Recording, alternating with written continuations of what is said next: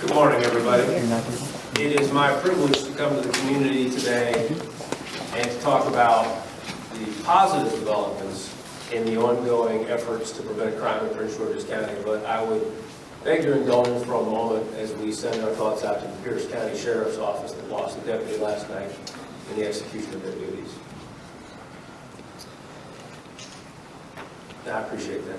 Now, I am very pleased, again, to come to the community and talk about where we are with the year that was 2017. As you know, because we've talked about it and we've been frank with the community all along, crime continues to trend downward in Prince George's County because of the collective efforts of this institution, my predecessor, Chief Mark McGaugh, our sheriff, Melvin C. High, and a former chief of this department, our state's attorney, Ms. Olson Brooks, and the leadership of our county executive, Mr. Baker, who took a very different approach to crime in Prince George's County and has allowed a lot of the things that you see happening on the streets of this community to actually take place. I'm going to go briefly into the numbers here, and if you'll indulge me, I brought a stick to point to.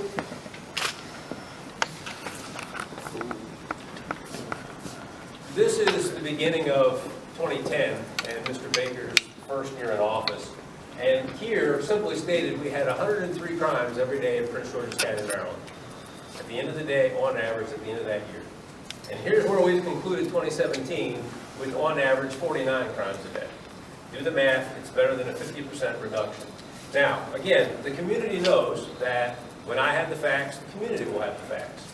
In 2016, we closed the year with, on average, 48. In 2017, we closed the year with 49. We had a slight increase in property crime, and to forestall your questions, there'll be an announcement at the end of this week regarding our efforts in that arena that are now bearing fruit. Importantly, this is aggregate crime. For our community's concerns, you see here in 2010 violent crime per year, and every year since then, you've seen a reduction in violent crime in Prince George's County, to include last year's conclusion with a reduction of 6.6%.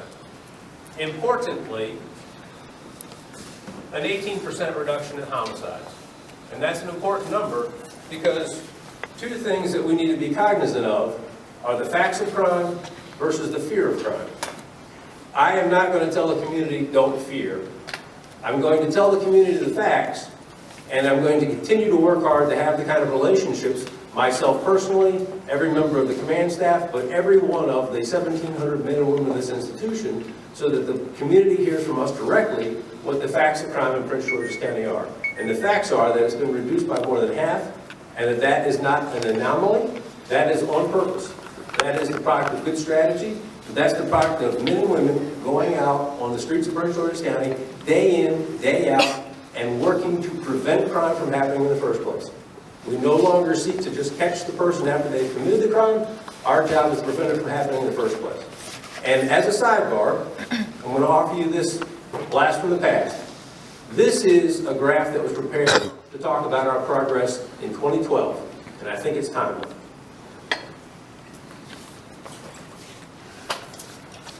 I couldn't have planned this any better, but this is 20 years of crime in Prince George's County, going back to 1992. Where you see consistently between 40,000 and 50,000 offenses. And then you see here in 2010, the beginning of this reduction, and you see the end of this. Now, it ends in 2012 by coincidence, but right about there at 17,000 is where we are today. So that trend that was begun and spoken about in 2012 has continued to the present day. Again, that's not coincidence. That's hard work by the men and women of this institution. That's the active participation of our community in letting us know where the issues are so that we can be proactive in preventing them. And that's the commitment of every one of my partners up here, which is why I'm going to now pause and allow Jen to come back and introduce the next speaker. Wow.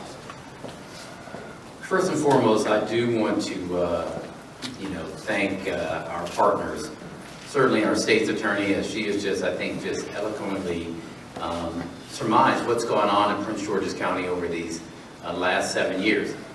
She is absolutely right. This would not take place had it not been for the willingness, quite honestly, of two elected officials who are elected countywide, just like I am, to be willing to come in at a time when we faced a crisis in 2011 when homicides were actually going up with a brand new county executive. And they came in, checked their egos at the door, as I had to, along with our public safety apparatus of the county, and we got to work. You think about it, if you think back to 2010, we had a meeting every Monday, every single Monday for 6 months, not talking about how we were going to solve the crimes that had taken place, not talking about how we were going to prosecute the crimes that had taken place. We're not talking about the warrants that were served, but how do we prevent it from happening in the first place? If it wasn't for Angela Alsobrooks in the state's attorney's office and Melvin High in the sheriff's office working with us, we would not be standing here today. Because their conversation were about issues that, if you look at their charter and what they're assigned to do, did not include those. It didn't include Angela working with our school system and working with domestic violence. It didn't include the sheriff working with our school system, domestic violence, family services, social services. But what they understood and what we understood is that in a time of crisis, as Teddy Roosevelt liked to say, the best thing to do is the right thing. The second best thing to do is the wrong thing. The worst thing to do is nothing. And I think that summed up how we approach government and how we approach crime. And that is to do something. To come together in ways that we could figure out how do we set Prince George's County on a path, not for the next election for us, but for the next decade. How do we bring in, and it started with Chief McGall and has continued under Chief Stawinski, how do we make sure that what you see today is not an anomaly? This is 7 years of work that's going to continue into 2018. And I am pleased as I go around the state these days talking about how we did it in Prince George's County.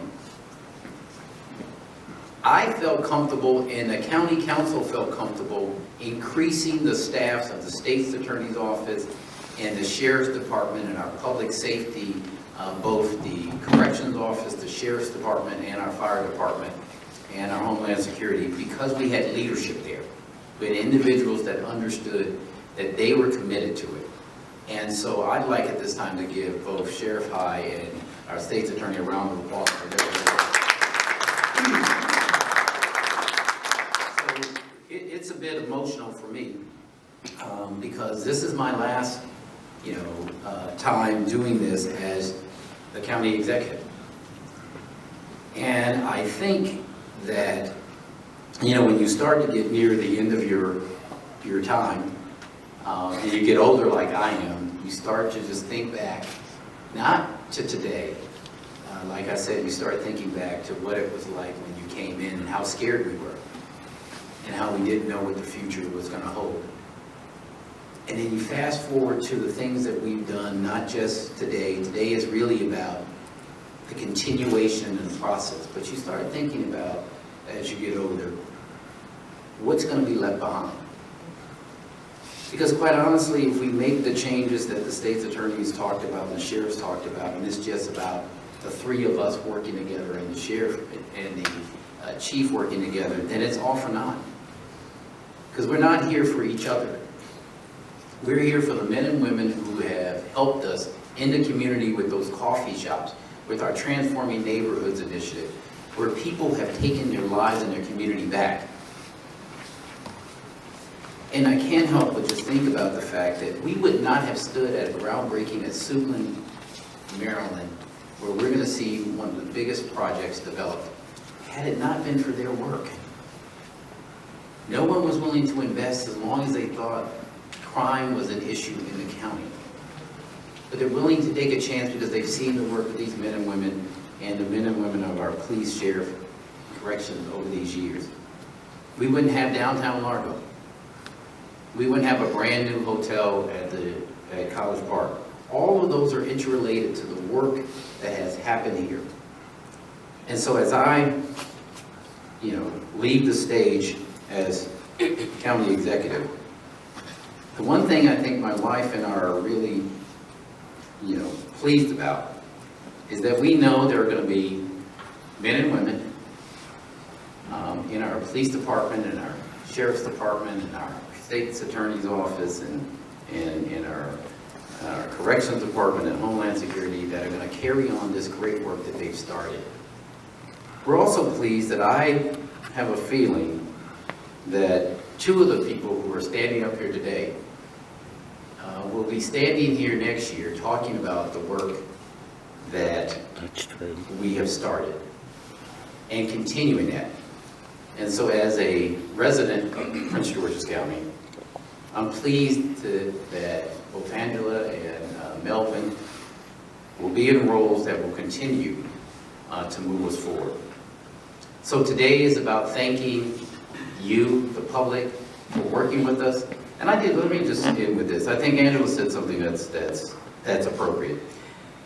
Like her, I had, a little mixed reaction about the media, and whether in fact the coverage of Prince George's County would be what we wanted it to be.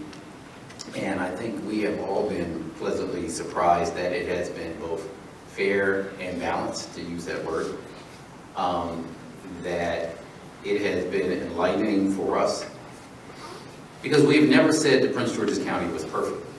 Just like today, we don't say that we have solved the crime issue in Prince George's County. Because in order to truly solve and to get further along with solving crime and education problems, it means that we have to look at our communities as a whole and make sure that they're better. But I want to thank the media for the coverage that you have done and for being here for us. With that, God bless you, and thank you, citizens of Prince George's County.